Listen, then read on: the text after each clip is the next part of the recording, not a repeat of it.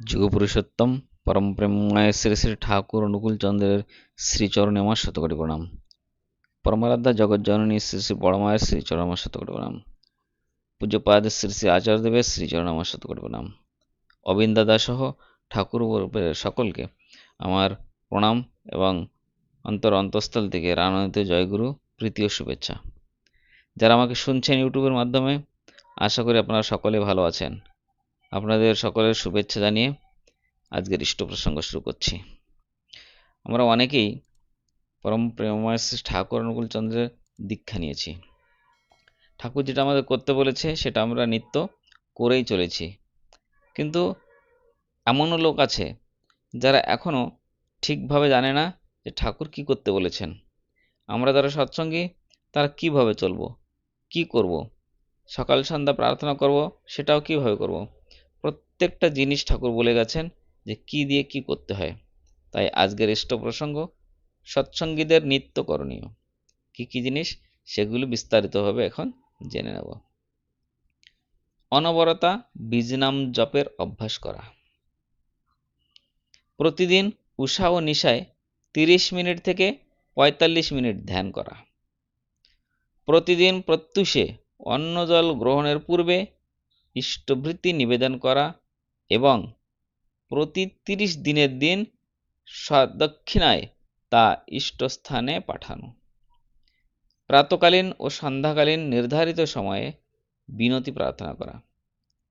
প্রতিদিন সকালে খালি পেটে একটি থানকুনি পাতা ডাটা সহ চিবিয়ে খেয়ে 1 গ্লাস জল পান করা। প্রতিদিন কাজকর্মের ফাঁকে 3 থেকে 4 বার শবাসন বা সাবধান করা 5 থেকে 5 মিনিট করতে হয়। সদাচার পালন ও সাত্ত্বিক আহারে ধর্মীয় বিধান। ধূমপান ও মাদক পরিহার করে চলা। প্রতিনিয়ত যাজনশীল থেকে অপরকে দীক্ষার মাধ্যমে শ্রী শ্রী ঠাকুরের সাথে যুক্ত করা, কারণ ধর্মদান শ্রেষ্ঠ দান। প্রস্রাব পায়খানা করে উপযুক্ত শৌচ করা। নাকে মুখে কানে আঙুল দিলে সাথে সাথে ধুয়ে ফেলা।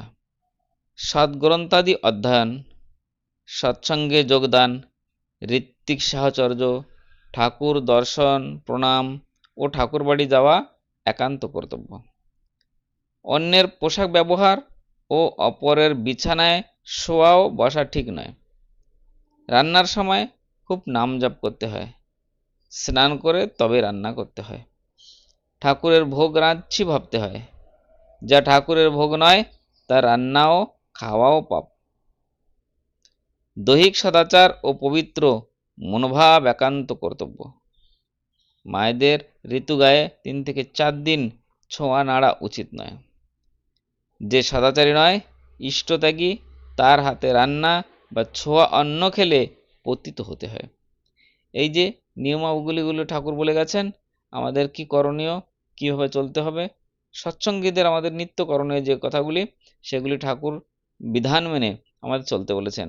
ঠাকুর যা বলেছেন তার থেকে নেওয়া কিছু নিত্য করণীয় আপনাদের সম্মুখে এই ভিডিওর মাধ্যমে তুলে ধরেছি। আশা করি আপনাদের ভালো লাগবে। আর এইভাবে সৎসঙ্গীদের যে নিত্য করণীয় জিনিসগুলি আছে, সেই জিনিসগুলি আমরা পালন করে চলার চেষ্টা করব। আপনারা সকলে সুস্থ থাকুন, ভালো থাকুন এবং এভাবেই ঠাকুরের কাজকর্মে আপনারা নিজেকে ব্যস্ত রাখুন। জয়গুরু, বন্দে পুরুষোত্তম। আরও দেখা হবে আর একটা সুন্দর ভিডিওর মাধ্যমে। সুন্দর একটা বিষয় নিয়ে চলে আসবো।